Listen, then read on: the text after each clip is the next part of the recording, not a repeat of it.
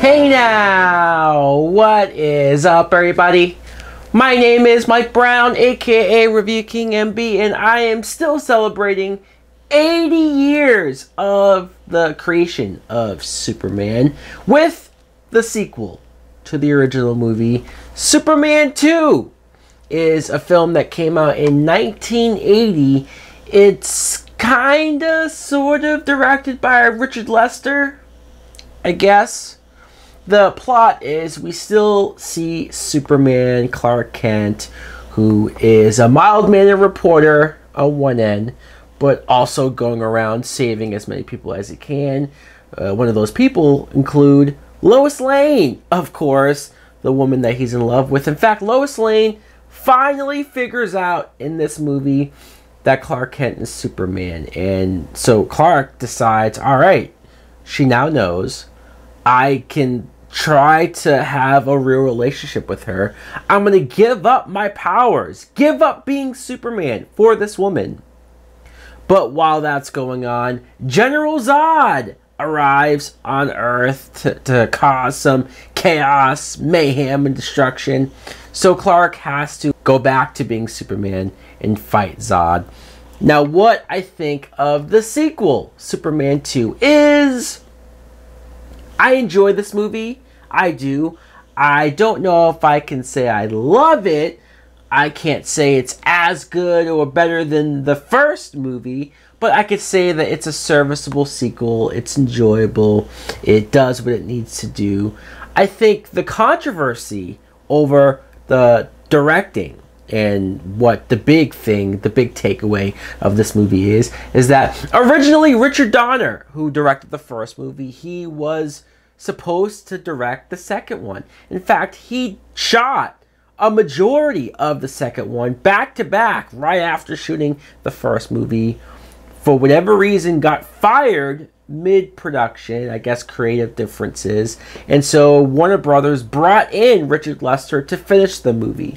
And when you watch it, you can kind of tell there are certain things that are either tonally changed, some things that are sillier than they probably should be.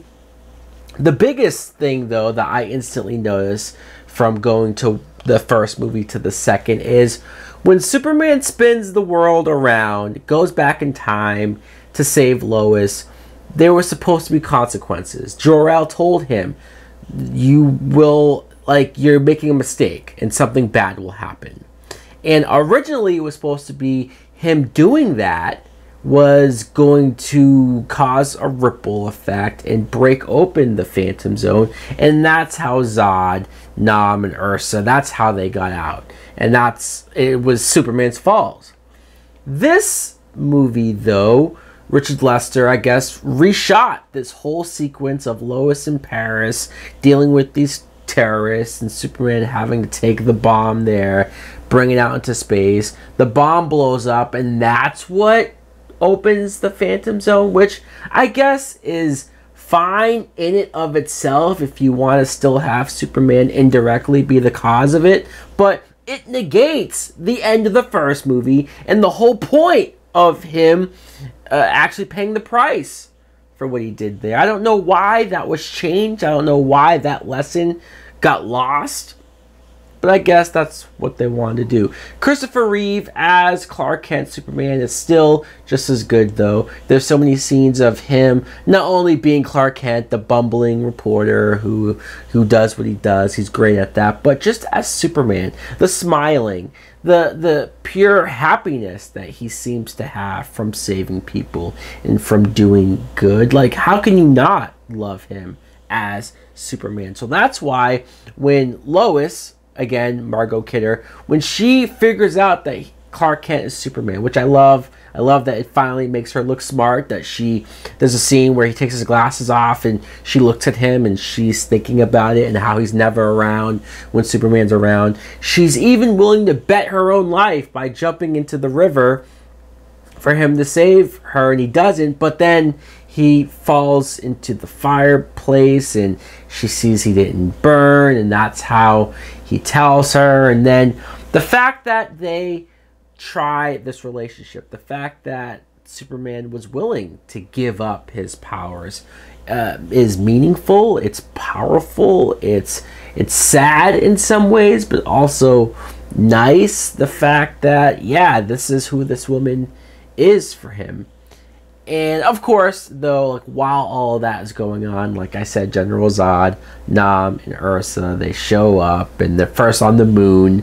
What they do there, they show up on Earth, calling it Planet Houston, which is always funny.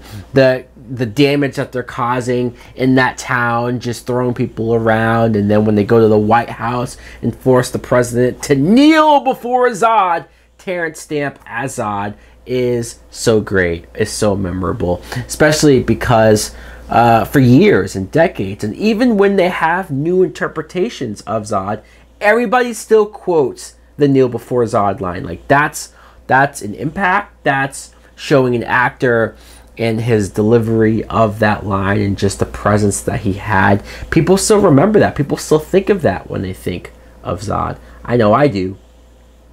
You also have Lex Luthor in the movie. Gene Hackman returns. He breaks out of prison. And it's funny because I don't necessarily know if you needed the character here.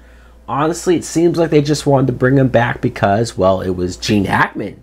So, of course, use him as much as possible, right? Because he shows up here. Tessmacher helps him break out of prison.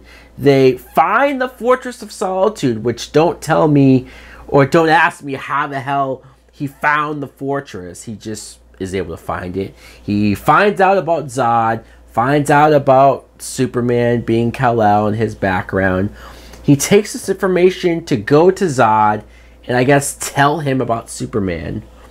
To then, every time Zod threatens to kill him, he keeps sort of giving information, and it's just, he's just here just to be here.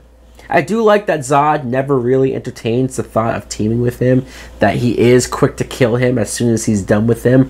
That's amusing. And sure, Gene Hackman's fine. I just, again, I personally, in retrospect, of course, would have saved him breaking out of prison till the third movie, which he's not even in. But still, you could have had more, even more stuff with Zod, because Zod was so dominant and so just scary. The scene where Clark and Lois, they go to the diner and Clark gets beat up by that trucker guy. It's sad to see him get bloodied and helpless, and when he sees what's going on with Zod, he instantly feels regret. He thinks he's being selfish for wanting to have a relationship, wanting to be in love, and him walking to the fortress in the cold and with the snow and just how beat up he is. Again, it's sad. The effects of him going into the chamber, even the first time when he loses the powers, it scared me when I first saw this, and just the skeleton effects and whatnot.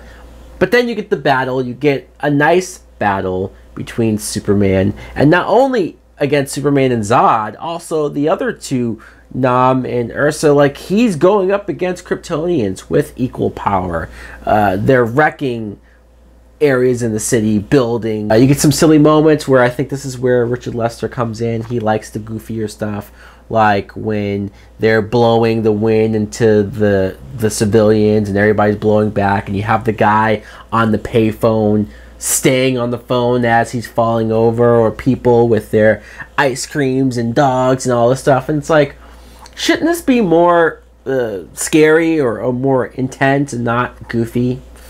Little stuff here and there that Richard Lester, I guess, wanted to put his own twist on it, his own tone on it. Like Zod, Kryptonians essentially have different powers than what Superman ever has. Telekinesis, where he's lifting people up into the air, or even Superman when he throws that plastic S onto, it's like, where did that power come from? And what's going on when they're all in the fortress and they're all disappearing, and we're trying to figure out which one is the real Superman, but even Zod and all of them disappear, and like they're teleporting. Is that an ability too that I don't know about? And then people complain about Superman killing in the newer movies, killing Zod. Well, in this movie, they knock Zod and the rest of them down into the depths of the fortress, and they go into this cloud of smoke, and you assume they're dead because what the hell else would have happened to them?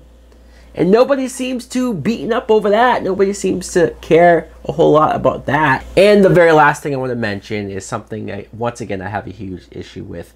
Okay, I get it that if he's going to be Superman, he feels like, or maybe it's a Kryptonian rule that he can't be in a relationship. It's not going to work. So Lois is distraught over this. She still loves him, and it's hard for Clark to see her upset at the planet, at the job, and I like that.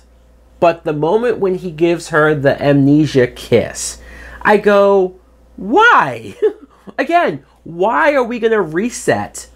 Take away all of the growth that those two characters had together just to fill a status quo, I guess, of, well, Lois can never know who Superman is, Clark is. That's always been from the old TV shows or the comic books. And it's like, no, you guys had something here. We could have progressed it. You didn't have to keep them together as a couple, but we could have done some interesting stuff with Lois, but they took that away. And then even the idea of an amnesia kiss, since when can he do that? How is that a power? How does he know he can do that? So obviously, I still enjoy Superman 2. I can still watch it, especially if I'm going from the first movie to the second movie.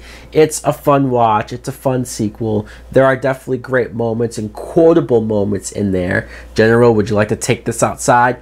Love all of that, but there's still also other moments, other scenes, other things that I scratch my head and I wonder, I wouldn't have done that. Anyways, guys, let me know in the comments below what you think of Superman 2. Do you agree with me that it's a good movie, just not great, has some weird stuff in there? Or do you think it's perfect, fine the way it is? Thanks for watching. Like, comment, subscribe. Later!